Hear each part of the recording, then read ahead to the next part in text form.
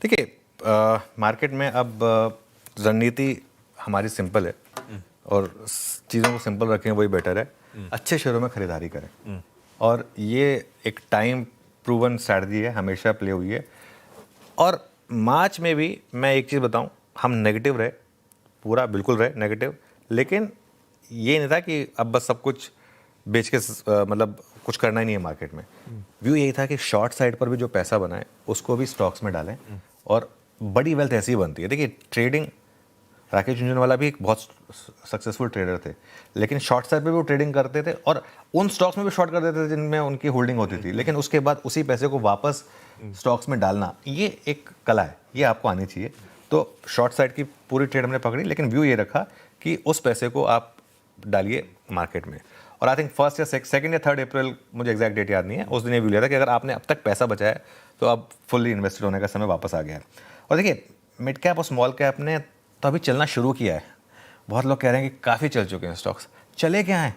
और मिड और small cap तो 2 साल से नहीं चले थे। 1 महीने में 10% चल गए तो लोगों को डर लगने लग गया कि नहीं, बहुत चल गए, बहुत चल गए। अभी कुछ नहीं चले हैं, अभी तो चलना शुरू हुए हैं ये। और यहाँ से मुझे लग रहा है कि अभी भी आप लेट नहीं हुए। ये देखिए, ये 2 साल का स्मॉल कैप का मूव है, 5% ऊपर ना 2 साल में हम, वो भी जिसमें से भी 10% तो पिछले महीने आ गया। तो उससे पहले तो 2 साल में -5%, लोगों के पोर्टफोलियो 30-30, 40-40% नहीं चाहिए, तो कुछ भी नहीं चले हम अभी तो हमने चलना शुरू किया है। और यहाँ से मुझे लग रहा है काफ़ी शेयर्स हैं जिनमें 20 से 30% की बहुत क्विक रैली होगी, बहुत क्विक। जैसा कि अभी आपने कुछ स्टॉक्स में देखा भी है पिछले कुछ दिनों में। इंडेक्स पर नज़रिया सिंपल है, ट्रेलिंग स्टॉप लॉस के साथ लॉन्ग रहें।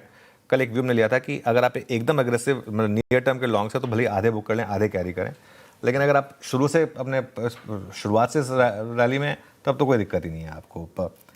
नई खरीदारी के लिए 2 तरीके हैं, या तो आप कल जैसे सपोर्ट लेवल का वेट करें, जैसे 24,075 से 24,150 के सपोर्ट लेवल की बात थी, या तो आप उसका वेट करें अगर गैप अप हो रहा हो तो, या फिर मंडे जैसा बड़ा गैप डाउन मिल जाए जिसमें आपको एक मौका मिल जाएगा बाय करने के लिए, ऐसा करें।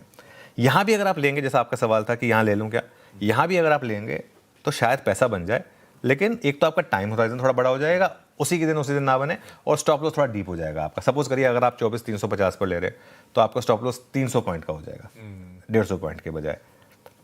कैपिटल मार्केट से जुड़े शेयर्स, फॉर एग्जांपल, हमने 2 हफ्ते पहले सुझाए थे आपको। चार्ट जीपीटी में बीएससी लिया था, तब 2700 का बीएससी का रेट था। आज आप बीएससी का रेट देख लीजिए, और ये सीज फायर से पहले की बात है, करीब करीब 20% की रैली हुई है।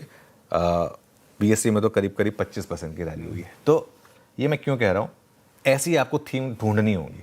अब मुझे पता है बहुत लोग कहेंगे कि ये तो बहुत आसान है, पुराना देख के आपने बोल दिया, ठीक है। तो यहाँ पे मैं अपनी, जैसे कहते हैं ना, स्टिक योर नेक आउट, अगली थीम मुझे लग रहा है कंज्यूमर ड्यूरेबल्स की होगी।